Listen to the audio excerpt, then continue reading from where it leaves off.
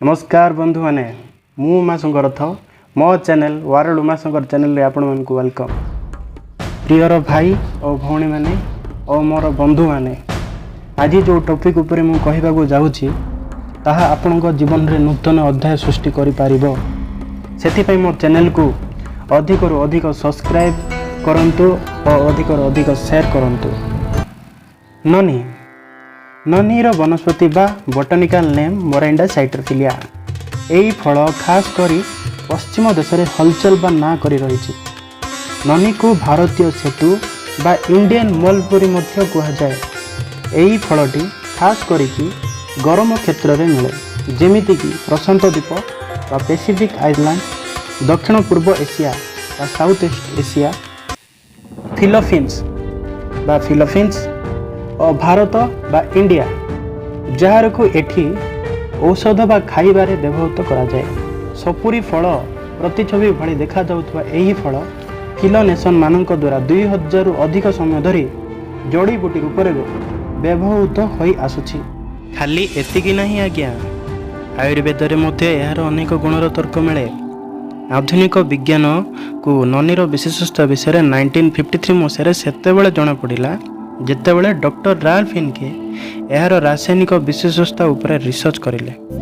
Doctor Ralph फिनके research रे जना पड़िला जे ननी रे थिबा विशेषता शरीर को बहुत फायदा देई थाए। ननी रे एमिति एक अल्कोहल अछि जहार कि शरीर रे पोषक तत्व बा फाइटोन्यूट्रिएंट अवशोषण रे सहायता करे। डॉक्टर हिनके एही अल्कोहल को जेरोनाइन रो नाम देले।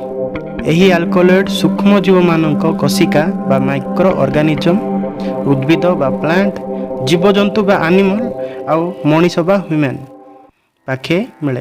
जेरोनाइन शरीरर सबु कोशिका गुड़ी को ठीक काम कराइबा सह शरीरर प्रक्रिया गुड़ी को सुचारू बनाए।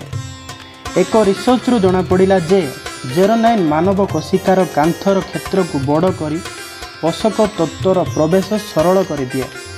अन्य अर्थरे कहले जेरोनाइन आम शरीर रे पोषक तत्वर ग्रहण करने क्षमता को बढ़ाई दिए। Xeronine helps the body utility the nutrient most effectively. एमितिरे कहबाकू गले आमको आमर नित्य व्यवहृत खाइबारु पोषण मिली थाए। बट डॉक्टर हिनके एहाकू संपूर्ण मानती नहीं।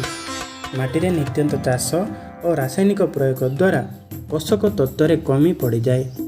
यह द्वारा कुपोषण, जीवनर दौड़ और शरीरर बढ़िबा बयस कारण शरीर में पोषक तत्वर चाहिदा बढ़ी जाए और जेरोनाइन आवृत्ति भी कमी जाए, जहाद्वारा कि रोग बा सिकनेस, हालिया बा फटिकु, रोग प्रतिरोधक शक्ति बा इम्यूनो रेजिस्टेंस रे कमी आसी जाए। परिस्थिति रे ननी संपूर्ण पोषण दिए। ननी फल रे सपुरी फल तुलन में 40 गुणा अधिक xeronine रुहे, 40 time more then in pineapple. खाली एतिकी नहीं आज्ञा, यार अन्य एक उपतत्व बा प्रोजेरोनाइन रुहे। खाली अल्कोहल काम करनी, अधिक पोषक तत्व नेला परे अनुपयोगी और अनावश्यक पोषक तत्व को बाहर काढ़ी दिए। ननी फल रे 150टा न्यूट्रिस्यूटिकल रही थाए। एथि मध्यरु अधिक रोचक अटे प्रोजेरोनाइन, प्रोजेरोनाइनेज एंड जेरोनाइन। गोटे रिसर्च रु जना पड़िला जे प्रोजेरोनाइन और प्रोजेरोनाइनेज मिसी जेरोनाइन तैयारी करंती। ननी गछर फल कोटी कोटी लोकंक स्वास्थ्य पई बहुत आवश्यक अटे। एमिति कहा जाए जे जेरोनाइन कोशिका गुड़िकर मरामती और पुनः यौवन रे सहायता करे। यह भी कहा जाए कि जेरोनाइन रोगिणा कोशिका गुड़ी को सठिक करने सह कोशिका गुड़ी को बीमार हेबारु रक्षा करिथाए। अन्य एक रिसर्च रो जना पड़िला जे ननी रे आउ एक रासायनिक कंपाउंड अछि जहाको डेमना कैंथल कहा जाए, जहा कि कहती कैंसर सेल को सामान्य सेल रे बदलबारे अधिक सहायता करे। अन्य आइसोलेट तत्वठू 500 गुण अधिक प्रभावशाली होते। ननीर फायदा रिसर्च को देखी वैज्ञानिक डॉक्टर फार्मा इंडस्ट्री मानक यार रुचि बढ़िबारे लगी। से देखिले जे ନନିର ଅନେକ ରୋଗ ଭଲ କରିବାରେ ଅନେକ ଶକ୍ତି ରହିଛି। ଆଜି ଦୁନିଆ ସାରା ନନିକୁ ପ୍ରୟୋଗ ଓ ବ୍ୟବହୃତ କରି ଆସୁଛନ୍ତି। ଏହା ଜଣାପଡ଼ିଲା ଯେ ହାଇ ବ୍ଲଡ଼ ପ୍ରେସର ବା ଉଚ୍ଚ ରକ୍ତଚାପ, ଆର୍ଥ୍ରାଇଟିସ୍ ବା କାଣ୍ଠିଆ, ଆଥେରୋସ୍କ୍ଲେରୋସିସ୍, ଗ୍ୟାଷ୍ଟ୍ରିକ୍ ଅଲସର ବା ପେଟର ଅଲସର, ସ୍ପାଇନ୍ସ ଏଣ୍ଡ ଇଞ୍ଜୁରି ବା ମକଚି ବା ମାଡ଼କ୍ଷତ, ମେଣ୍ଟାଲ ଡିପ୍ରେସନ୍, ସେନିଲିଟି ବା ପାଗଳପଣ, ମେନ୍ସୁରାଲ୍ କ୍ରାମ୍ପସ୍ ବା ମାସିକ ଧର୍ମ, ପେନ୍ ବା ବ୍ୟଥା ଇତ୍ୟାଦି ମାନଙ୍କରେ ଅଧିକ ଫାଇଦା ଦେଇଥାଏ। ନନି କୋଷିକା ସ୍ତରରେ ପୋଷକ ତତ୍ତ୍ୱକୁ ଅବଶାସିତ କରି ହଜମକୁ ଭଲ କରିବାରେ ସାହାଯ୍ୟ କରେ।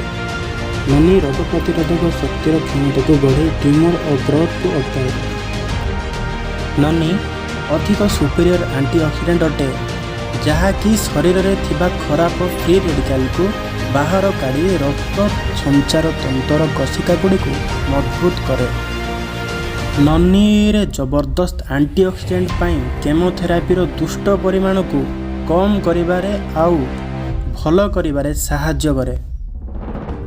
ନନି ଶରୀରର ପ୍ରାକୃତିକ ରୋଗ ପ୍ରତିରୋଧକ ଶକ୍ତିକୁ ମଜବୁତ କରେ, ରୋଗକାରକ ଜୀବାଣୁ ଓ ବିଷାଣୁର ଆତଙ୍କର ରକ୍ଷା କରେ।